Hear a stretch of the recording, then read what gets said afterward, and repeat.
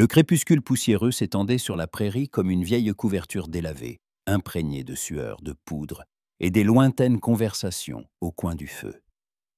Une lumière dorée se posait sur la cime des collines, peignant le ciel d'ocre et d'ambre chaud, se fondant dans des nuages translucides.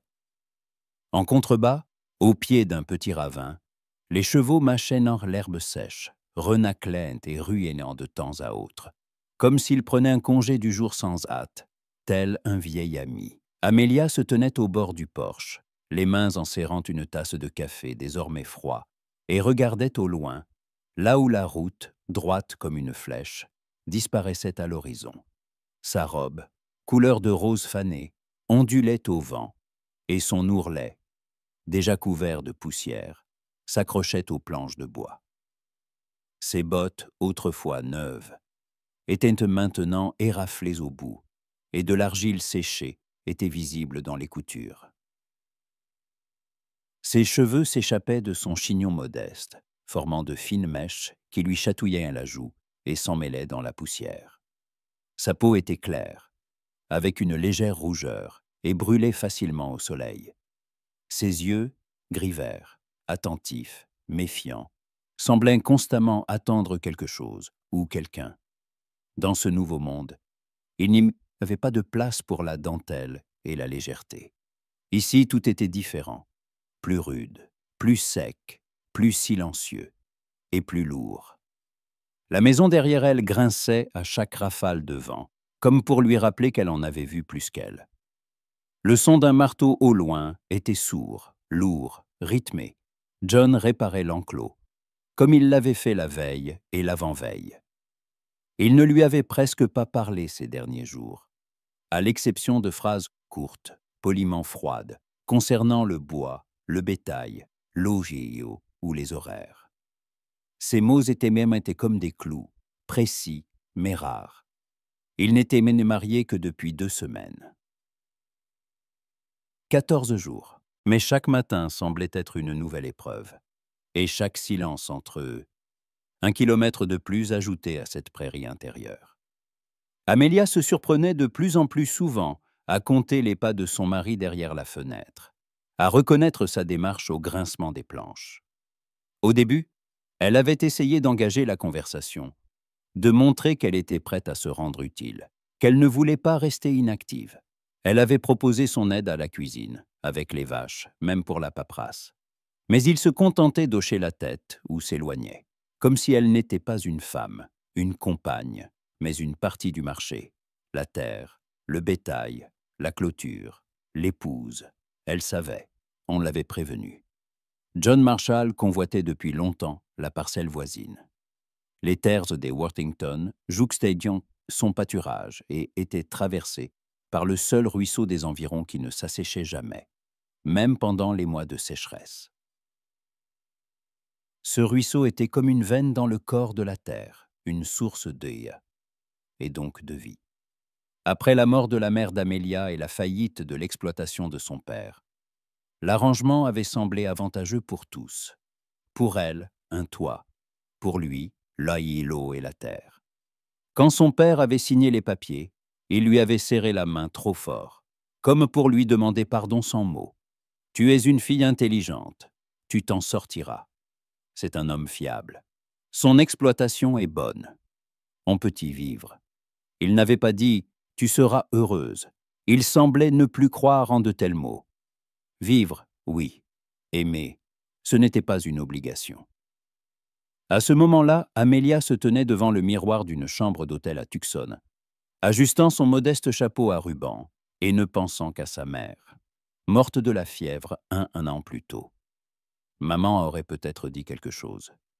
Peut-être l'aurait-elle arrêté. Ou, au contraire, lui aurait-elle donné le même conseil que son père. Mais maintenant, tout dépendait d'elle seule.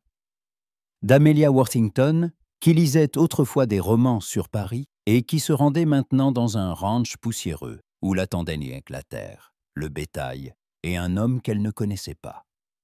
Le bruit de pas la tira de ses pensées. John revenait du champ, ôtant son chapeau et époussetant sa manche. Il portait une chemise mouillée de sueur entre les omoplates et un vieux jean délavé. Il était grand, avec de larges épaules et des yeux couleur de bois brûlé. Ses cheveux châtains foncés, coupés courts, avaient des mèches éclaircies par le soleil. Sa barbe de quelques jours était presque fournie, et ses mains, rudes, calleuses, étincelles qui ferraient les chevaux, tenaient la charrue et le fusil. Son visage changeait rarement, comme sculpté au couteau dans du chêne dur. Il y avait quelque chose de staromodne, d'obstiné dans son apparence. Un homme habitué à la solitude, qui n'attendait personne pour venir la troubler. Il s'arrêta en bas des marches, sans monter tout de suite. Ses yeux se posèrent sur elle, mais son regard était plus évaluateur que chaleureux. « Demain, je vais en ville. Il faut du grain et de l'huile. » Sa voix était calme, légèrement rauque, comme s'il parlait toujours plus bas que nécessaire. Amelia hocha la tête, sans détourner le regard. « Je viens avec toi.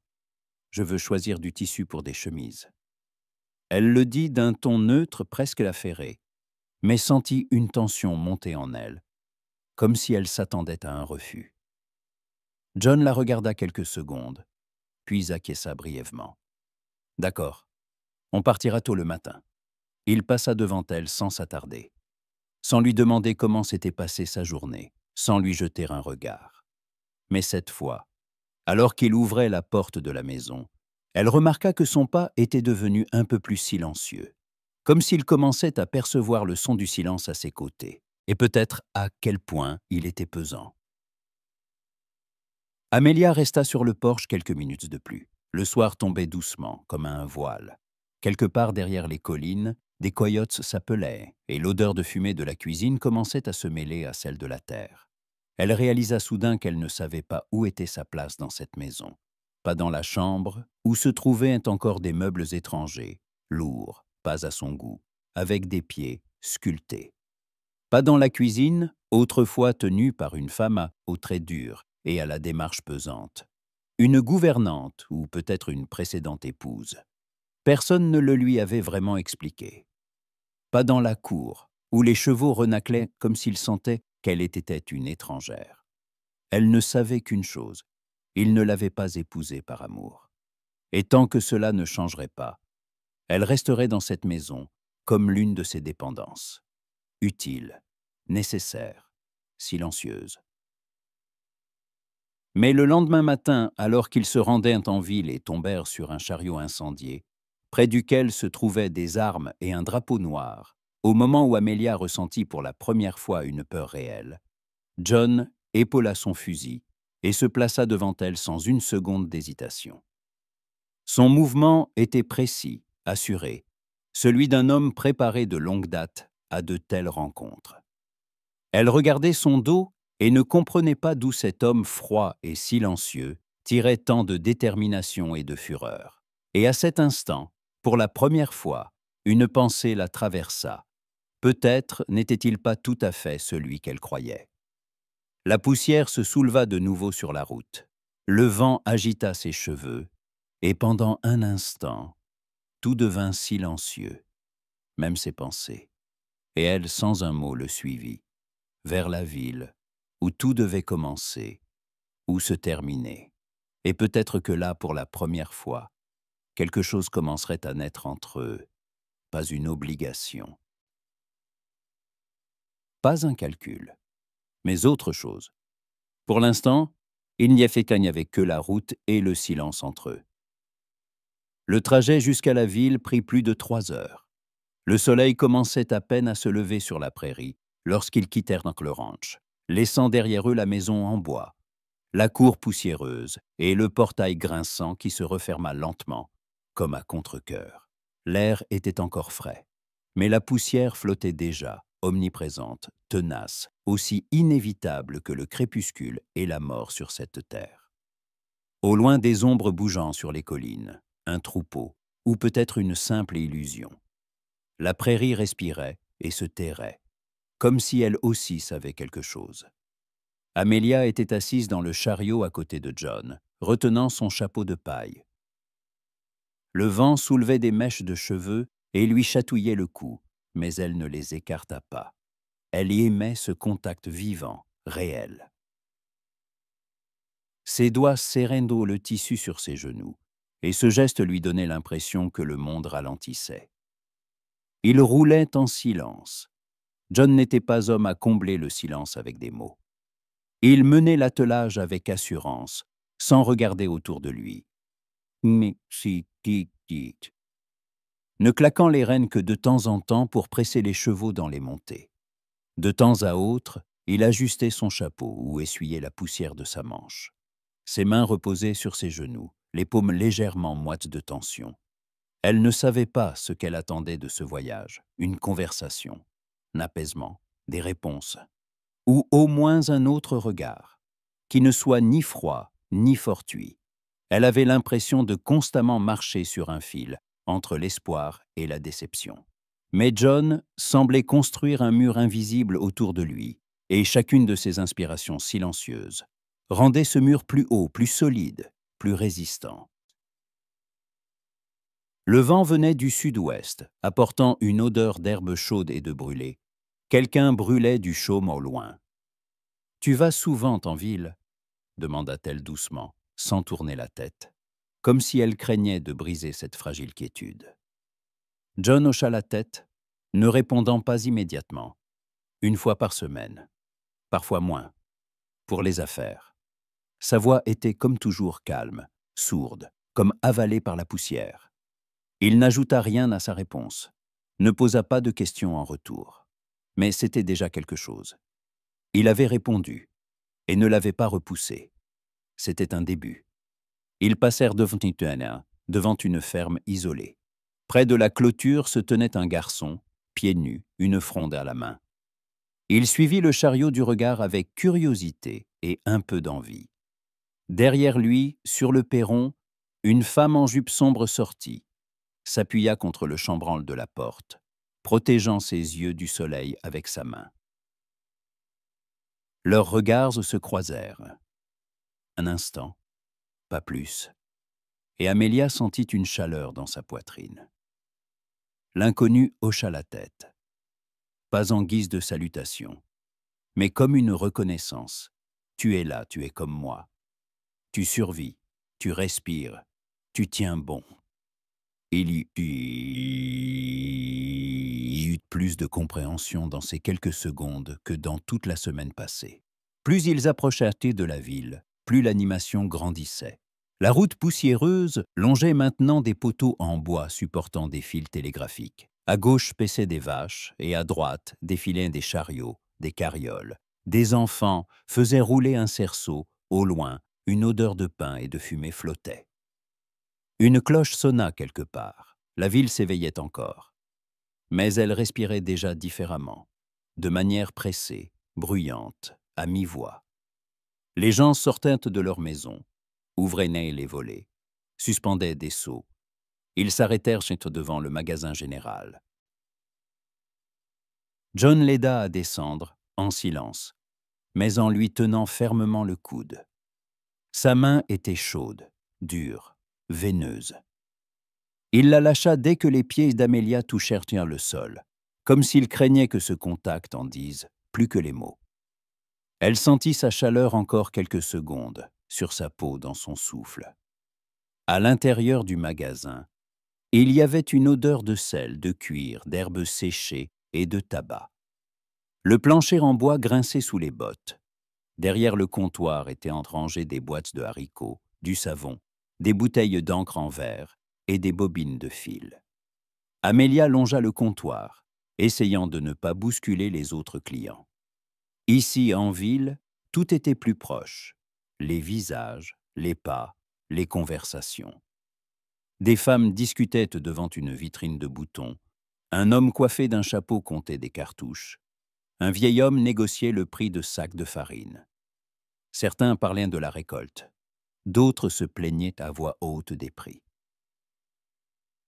Elle choisit du tissu. Un coton fin à rayures pâles et un lin brut pour des chemises de travail. Elle se souvint des vieilles chemises de John, suspendues à une corde derrière la maison. Délavées, brûlées par le soleil. Ses doigts glissèrent lentement sur le tissu, en sentant la texture. Elle pensa soudain qu'elle aimerait coudre elle-même. Pas parce qu'il le fallait, mais parce que c'était son choix, sa contribution, sa manière de rester elle-même. Autre chose? Demanda la vendeuse, une jeune femme au regard vif, un fichu blanc jeté sur les épaules. Amelia secoua la tête. Non, merci, ce sera tout pour l'instant. Quand elle sortit, John était déjà en train de charger un sac de grains dans le chariot. Il le faisait rapidement, avec méthode, comme si chaque sac savait où il devait être placé. Ses mouvements étaient assurés, ceux d'un homme pour qui le travail est le seul moyen fiable de parler de lui-même. Il ne regardait pas autour de lui, mais il semblait savoir qu'elle l'observait. Ils rentrèrent plus lentement. Le soleil était déjà haut, Jiao. La route soulevait de la poussière, et la chaleur commençait à s'infiltrer à travers les vêtements. Il ne pressait pas les chevaux comme le matin. Le silence dans le chariot était revenu, mais il n'était pas gênant. John se taisait, mais son visage n'avait plus cette expression distante. Peut-être que ce voyage avait changé quelque chose en lui aussi, ou peut-être en elle. « Étais-tu marié avant ?» demanda soudain Amelia, ne sachant pas d'où lui venait ce courage. Les mots sortirent d'eux-mêmes, alors que son esprit hésitait encore. Il la regarda, longuement. Il n'y avait pas d'irritation dans son regard, seulement quelque chose qui ressemblait à de la surprise. Ce n'est qu'ensuite qu'il répondit. Non. Le silence retomba entre eux, mais cette fois, il était différent. Pas sourd, mais attentif, presque prévenant. Et devant eux, leur maison réapparut, grinçante, austère, mais déjà moins étrangère. Et dans la poitrine d'Amelia, quelque chose tourna lentement, comme l'engrenage d'un mécanisme longtemps figé qui se remettait en marche. Quelque chose commençait, ou renaissait. Une semaine s'était écoulée depuis leur voyage en ville. La chaleur devenait chaque jour plus oppressante, plus sèche, comme si la terre elle-même se mettait à craquer sous les pieds. Le soleil ne se contentait pas de briller, il mordait tout ce qui vivait, brûlant l'herbe jusqu'à lui donner la couleur de la vieille paille et extrayant les dernières gouttes d'humidité du sol. Les parcelles de terre exposées noircissaient sous la chaleur, les animaux cherchaient l'ombre, et même les oiseaux se faisaient plus discrets. L'air vibrait, tout était immobile. Seule la poussière poursuivait son éternel mouvement. Elle se soulevait de la route, se déposait sur les rebords de fenêtres, pénétrait les cheveux, les vêtements, la peau. Amelia se levait aux premières lueurs. Parfois même avant, quand le soleil commençait à peine à toucher l'horizon et que le ciel était encore gris. Sa matinée débutait avec le grincement du plancher et le cliquetis des casseroles. Avec l'odeur de café noir corsé et l'eau du puits, elle nettoyait la cuisine, faisait la lessive, aidait à entretenir le potager et apprenait tout à la fois la traite, le pansage, la réparation des clôtures. Au début, il lui semblait que ses mains ne s'habitueraient jamais aux ampoules, ni ses épaules au poids des seaux. Mais chaque jour, son corps s'adaptait, et dans cette fatigue, il y avait quelque chose de juste. Le travail la distrayait, des pensées, des silences entre elle et John, de cette quiétude qui semblait s'être installée dans la maison. Et dans cette terre, poussiéreuse, indomptable, elle trouvait quelque chose d'apaisant, peut-être même de familier. Ses doigts mémorisaient les gestes, son corps le rythme, et la journée passait plus vite quand elle ne cherchait pas son visage du regard. John parlait toujours peu. Son habitude de répondre brièvement et de ne pas poser de questions l'avait d'abord irrité, puis blessé, avant de devenir une sorte de toile de fond stable. Mais il ne partait plus quand elle commençait à parler. Parfois, il prolongeait la conversation, écoutait, fronçait les sourcils comme pour digérer ce qu'il entendait. Il ne semblait plus aussi distant, comme s'il commençait à reconnaître sa présence, non plus comme une nécessité, mais comme une partie de la vie quotidienne. Son regard s'attardait parfois sur elle un peu plus longtemps que nécessaire. Ou peut-être n'était-ce qu'une impression. Un matin, avant l'aube, Amelia sortit sur le porche avec une tasse de café chaud. Les planches de bois étaient fraîches sous ses pieds nus. L'air était humide et saturé des odeurs de la nuit. À l'horizon, la lumière commençait à peine à poindre. John était accroupi près du puits, en chemise aux manches retroussées, réparant un seau. Le métal cliquetait doucement, et l'eau sous lui s'écoulait lentement dans l'herbe. Elle s'approcha sans se presser, comme pour ne pas effrayer le silence matinal. « Tu n'as pas dormi ?» demanda-t-elle, la voix légèrement rauque de sommeil. Il la regarda de côté. Ses yeux étaient bien fatigués, mais clairs. « Un peu ? Je pensais réparer ça pendant qu'il fait encore frais. »« Je peux aider. » Il lui tendit un bout de corde et désigna la anse du seau. « Tiens, mais tiens bien. » Elle se plaça à côté de lui. Pendant qu'il resserrait quelque chose, ses doigts tremblaient sous la tension. Ses paumes sentaient en ça et la rugosité de la corde. Et ce moment avait quelque chose d'étrangement intime. Le silence entre eux n'était plus gênant. Il était plein. Il était habité par des sons, les gouttes d'eau, le grincement du bois, leur respiration, et quelque part au loin, les premiers chants du coq. Après le petit déjeuner, ils partirent inspecter la clôture du pâturage éloigné. La journée était chaude, mais la brise du déplacement les sauvait de la suffocation. La poussière s'élevait en un sillage derrière le chariot. Les chevaux avançaient en d'un pas régulier, l'attelage respirant à l'unisson. John lui montra comment tendre le fil de fer, comment renforcer les poteaux, comment enfoncer les piquets en bois. Il parlait peu, mais avec patience. Ses doigts manipulaient les outils avec agilité, et ses mouvements étaient économes, précis. Quand elle serrait un crochet avec effort, il ne la pressait pas. Il se contentait d'observer. Et quand sa main glissa et érafla sa peau, il lui tendit silencieusement un chiffon propre et lui serra le poignet, fermement mais doucement. « Tu apprends vite, » dit-il alors qu'ils avaient éveillé la moitié de la parcelle. Elle le regarda, surprise. « C'est un compliment ?» John hocha la tête. Et il faillit presque sourire. Ses lèvres tressaillirent, les coins de sa bouche se soulevèrent légèrement.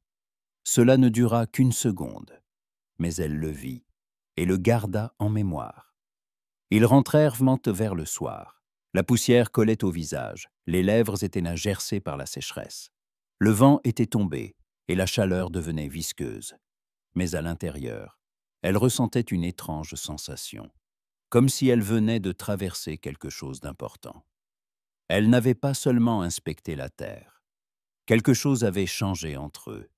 Quelque chose avait bougé. Comme une pierre qui, après être restée longtemps au même endroit, avait soudain cédé. Et sous elle, on ne savait pas encore ce qu'il y avait. Une fois à la maison, alors qu'elle versait de l'eau dans une carafe, John entra dans la cuisine. Il tenait un paquet de tissus dans sa main. Son visage était comme toujours réservé, mais ses yeux étaient un peu plus doux que d'habitude. « C'est pour toi. Du tissu de la ville. Tu en voulais un autre, mais tu ne l'as pas pris. » Amelia défit le paquet. Il contenait un morceau de lin bleu, dense, avec un léger éclat, doux au toucher. Le tissu était de bonne qualité, plus cher que celui qu'elle avait choisi. Elle passa ses doigts sur le bord et le serra contre sa poitrine, ne sachant que dire. « Merci », souffla-t-elle simplement en le regardant. Il s'apprêtait à sortir, mais s'arrêta sur le seuil. Sa main se posa sur le chambranle, et il resta là comme s'il se demandait s'il devait continuer à parler. « Je sais que tu n'as rien demandé. C'est juste que j'ai pensé que ça pourrait servir. » Il partit, et elle resta, regardant le tissu, et ses doigts qui tremblaient, bien qu'il n'y eût pas de courant d'air dans la maison. À cet instant, elle pensa pour la première fois qu'il la remarquait peut-être.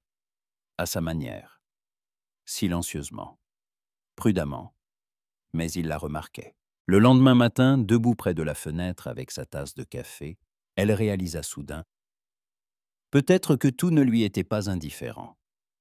Cette pensée ne vint pas comme un éclair, mais comme une ombre qui se posa sur son épaule. Et cela l'effrayait bien plus que sa froideur, car la froideur, on peut ne pas la sentir, mais l'espoir, lui, est impossible à ignorer. La journée commença avec une légère brume, un voile grisâtre s'étendait sur la terre, comme si le matin hésitait encore à se réveiller complètement. L'air était frais, mais on y devinait déjà la trace brûlante du midi approchant. Dès ses premiers pas dans la cour, Amelia le sentit, la journée serait lourde. Le tissu sentait le soleil, le savon et autre chose encore, la maison. Une odeur qui lui avait semblé étrangère il y a peu, mais qui maintenant l'enveloppait et la protégeait. Chaque jour, il lui devenait plus facile de respirer dans ce ranch. Tout était devenu un peu plus lent, mais plus vivant. Elle ne se sentait plus étrangère. La routine était entrée dans sa chair, et son sang. Ses mains savaient quoi faire d'elles-mêmes. Même, ses pieds la guidaient sur le sentier. Elle commençait à reconnaître les lieux, où l'herbe tenait plus longtemps, où le coq chantait avant les autres, où la terre respirait plus chaudement près du puits. Mais le plus important, c'est que lui changeait. John semblait la regarder différemment, pas plus longtemps, pas plus doucement, mais plus attentivement.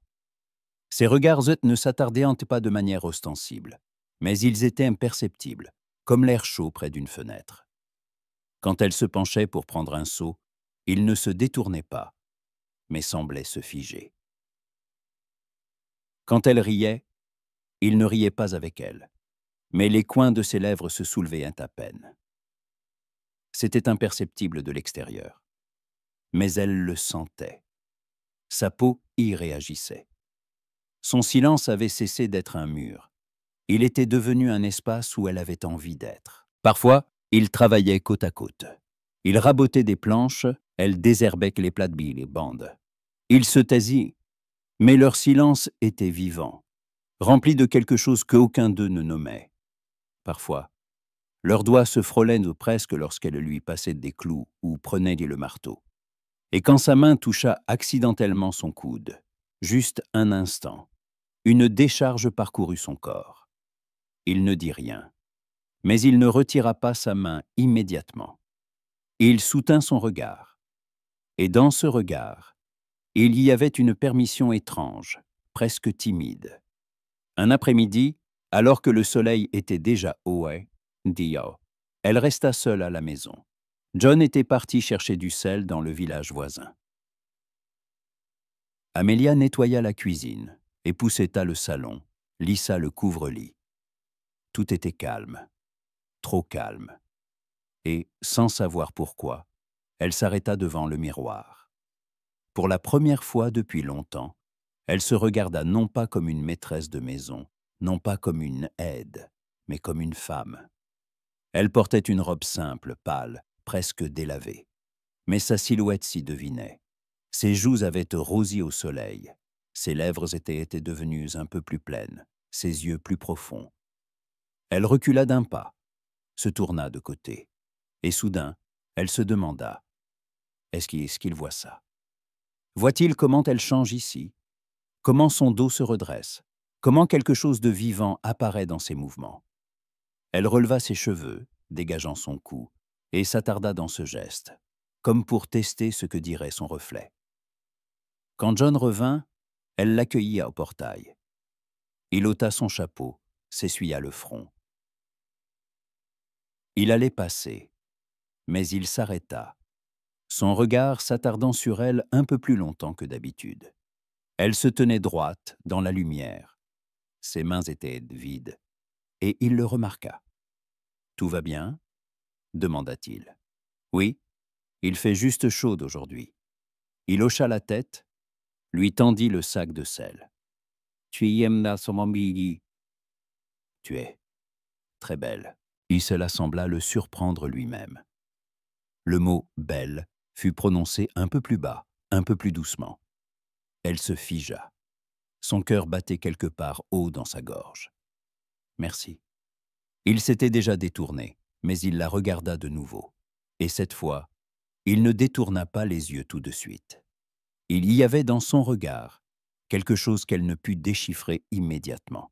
Quelque chose qui n'avait rien à voir avec la terre, la clôture, le bois. Quelque chose qui la concernait, elle. Il semblait prendre une décision en lui-même. Mais il ne dit rien. Cette nuit-là, elle ne put dormir. Ses mots, sa voix, son regard tournaient dans sa tête.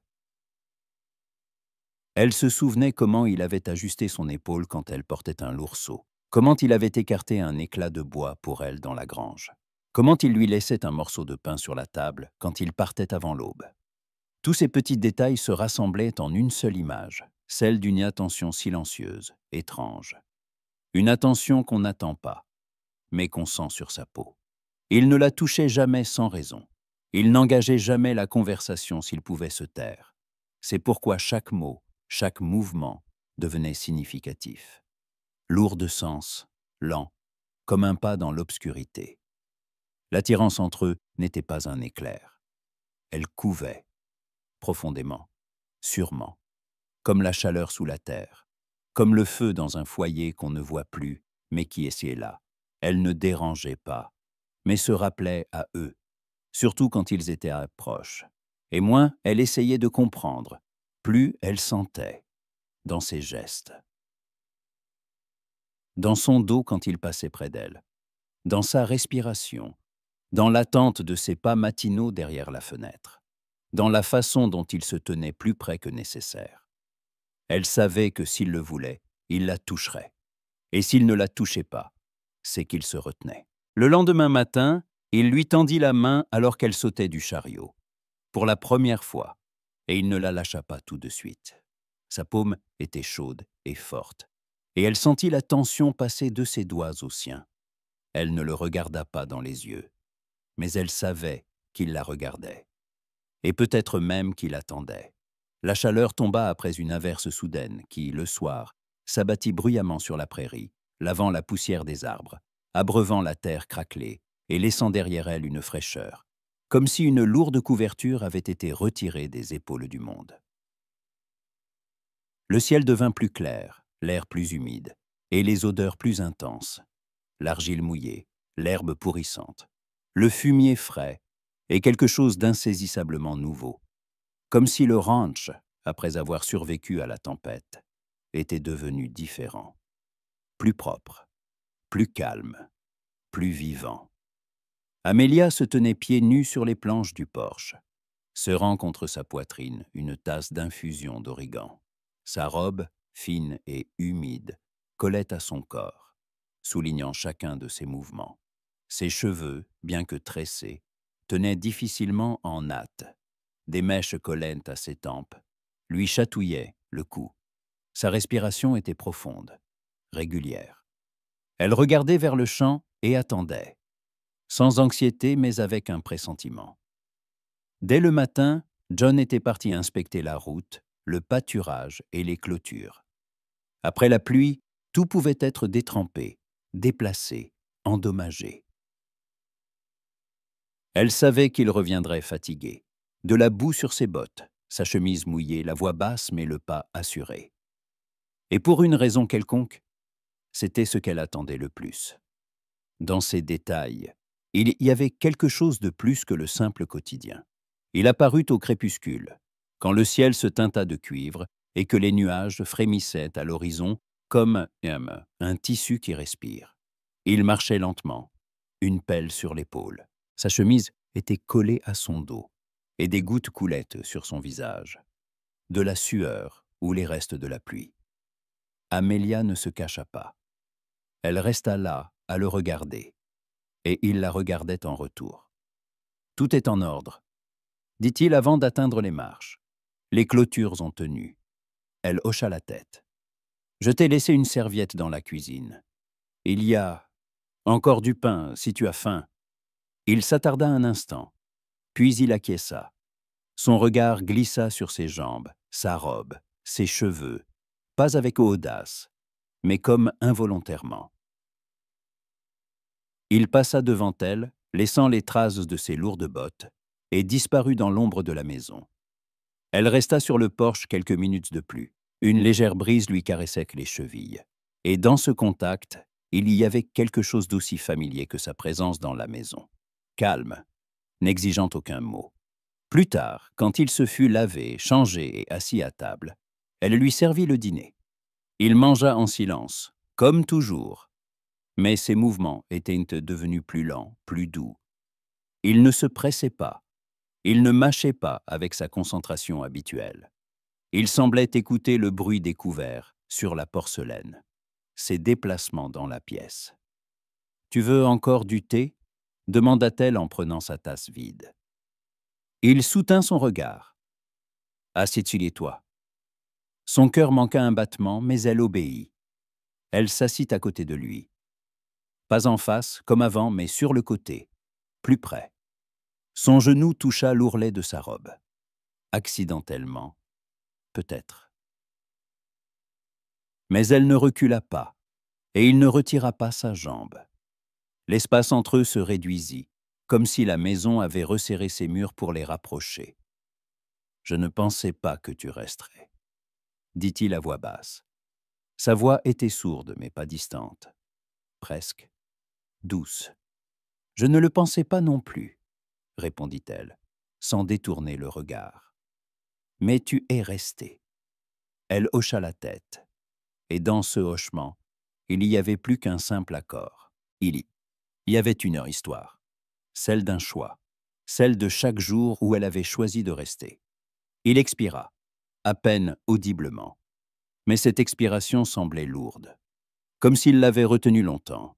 « Je ne sais pas comment être avec toi. » Il parlait lentement, pesant ses mots, comme si chacun pouvait tout changer. « Sois juste là, dit-elle, sans pression, sans attente. » Il se pencha un peu plus près. Son visage s'était tendu mais déterminé. Il prit sa main, prudemment, presque avec révérence. Sa paume était chaude, rugueuse, mais étonnamment sûre. Ses doigts guettés répondirent immédiatement. Ils se logèrent dans les siens, comme s'ils connaissaient le chemin. « Amélia, » dit-il. Son nom sonna comme une confession ou une prière. Elle sentit quelque chose frémir en elle, doucement, silencieusement, sans peur, comme si son cœur disait « oui » pour la première fois, sans mots. « Je n'exige rien, » ajouta-t-il. « Je veux juste être près de toi, si tu le permets. » Elle se tut, quelques secondes, non pas parce qu'elle ne savait pas quoi dire, mais parce qu'elle ne voulait pas briser ce moment. Puis elle serra simplement ses doigts, fermement, avec assurance. Et cela suffit. Ils restèrent assis l'un à côté de l'autre pendant longtemps. Dehors, les insectes stridulaient, le bois des murs craquait, le vent agitait les rideaux. Ils ne parlaient pas, mais tout parlait pour eux. Les regards, les contacts, un silence qui n'était plus vide. Cette nuit-là, elle ne dormit pas. Non pas qu'elle ne le pouvait pas, mais elle ne voulait pas perdre ce sentiment. Lui non plus ne dormit pas. Elle entendait ses pas dans la maison. Pas anxieux, vivant, entier. Tard dans la nuit, elle sortit sur la véranda. Il était là, appuyé contre la balustrade. La lune brillait, argentant ses épaules. Il ne fut pas surpris de la voir. Il se décala simplement, lui laissant une place à côté de lui. Elle s'approcha, se tint là, sans le toucher, mais plus près qu'avant. Ils étaient encore deux personnes, avec leur peur, leur retenue, leur passé. Mais maintenant, il y avait quelque chose de commun entre eux. Pas seulement la maison, pas seulement la terre, quelque chose de plus, quelque chose à eux. L'automne arriva à l'improviste. Pas en un seul jour, non, mais un matin, Amélia se réveilla et comprit que l'air avait changé. Plus pur, plus piquant. Il ne coupait pas la peau, mais semblait la toucher, la forçant à un éveil plus profond. Le soleil ne brûlait plus, il réchauffait seulement, doucement et tendrement. Le ciel devint plus transparent, plus clair, et de fines chaînes d'oiseaux migrateurs commencèrent à s'étirer à l'horizon matinal. L'herbe jaunissait, s'endormant sous les premiers frimas. Les feuilles des buissons perdaient de leur éclat, dénudant les branches, et chaque pas dans la cour portait que la marque du changement. Le ranch devint plus silencieux. Le travail ne diminua pas, au contraire. Il y avait la récolte, la préparation pour l'hiver, le stockage du bois, la réparation du toit de la grange. Mais tout changea dans la perception. La hâte avait disparu, l'anxiété aussi. Tout devint plus mesuré, comme une respiration avant le sommeil, comme une paix intérieure après un long voyage. Désormais, John se levait le premier. Il allumait le feu dans le poêle, mettait le café à chauffer, versait silencieusement 2 tasses, une pour lui, une pour elle. Il ne l'appelait pas, ne frappait pas à la porte. Il laissait simplement la tasse à côté. Parfois, il s'asseyait en face, parfois il sortait sur le porche. Elle ne s'en étonnait plus. Elle le remerciait seulement, d'un léger regard, d'un mouvement de doigt sur le bord de la tasse. Et il le voyait, et l'acceptait. Il n'y y avait plus d'étrangeté entre eux, ni le désir de prouver quoi que ce soit. Leur conversation devint plus profonde, même si elle contenait moins de mots. Ils apprirent à ne pas se presser dans les gestes, les questions, les décisions. Chaque jour était comme une route à travers la prairie, qu'ils ne parcouraient plus séparément. Ils marchaient côte à côte, lentement, mais dans la même direction. Le soir, ils s'asseyaient un sur la véranda. Il fumait sa pipe, elle raccommodait ses chemises ou tricotait une écharpe chaude. Parfois, il se taisait. Parfois, il parlait, non pas du passé, ni de la douleur, mais de petites choses. Ce serait bien de creuser un étang, ou planter quelques arbres de plus. Comment changer la porte de la grange? Mais si quelqu'un n'était passé par là et les avait vus, il aurait compris. Ces deux-là formaient une famille. Pas par le sang, ni par un papier, par l'esprit. Un jour, après une journée de travail particulièrement difficile, John rentra plus tard que d'habitude. Poussiéreux, une égratignure à la main et une fatigue qui ne fait pas boiter, mais qui ralentit la marche. Elle vit le sang, une fine ligne rouge, et ne demanda pas comment c'était arrivé. Elle lui prit simplement la main, le conduisit à la bassine, nettoya soigneusement la plaie, la traita avec une infusion et la pansa. Le tout en silence. Ses épaules se détendirent. Il la regarda longuement, non pas comme la femme qui lui appartenait, mais comme la femme avec qui il voulait continuer. « Tu as tout changé ?» dit-il enfin, la voix rauque, presque un murmure. « Cette maison, moi. » Elle serra sa main un peu plus fort, mais ne répondit pas tout de suite. Les mots n'étaient pas nécessaires. Mais elle dit quand même « Je ne savais pas qu'on pouvait être si en paix à côté de quelqu'un. » Il sourit, un vrai sourire. Pas rapté, pas crispé. Le genre de sourire rare qu'on a quand on trouve ce qu'on ne cherchait pas, mais qu'on attendait depuis longtemps. Cette soirée fut spéciale. Elle s'attarda dans la cuisine plus longtemps que d'habitude. Il était assis à table, buvant du thé et la regardant simplement. Comme pour mémoriser chacun de ses mouvements, l'inclinaison de sa tête, le pli de son coude. Puis il s'approcha, sans se presser, comme s'il ne marchait pas, mais prenait une décision. Il s'arrêta devant elle, sans la toucher, mais il n'y avait plus de distance entre eux et eux. Elle avait disparu. Et dans le silence empli de leur souffle, il leva la main et passa ses doigts sur sa joue. Amelia ferma les yeux. Son contact n'appelait pas de réponse. C'était une affirmation. « Tout va bien ?» murmura-t-il sans retirer sa main. Elle hocha la tête et, sans ouvrir les yeux, elle appuya son front contre sa poitrine. Le battement de son cœur sous la chemise était lent, assuré. Elle avait l'impression de l'entendre non pas avec ses oreilles, mais avec son corps. Ils restèrent ainsi longtemps, sans mots, sans promesses. Mais tout était déjà dit.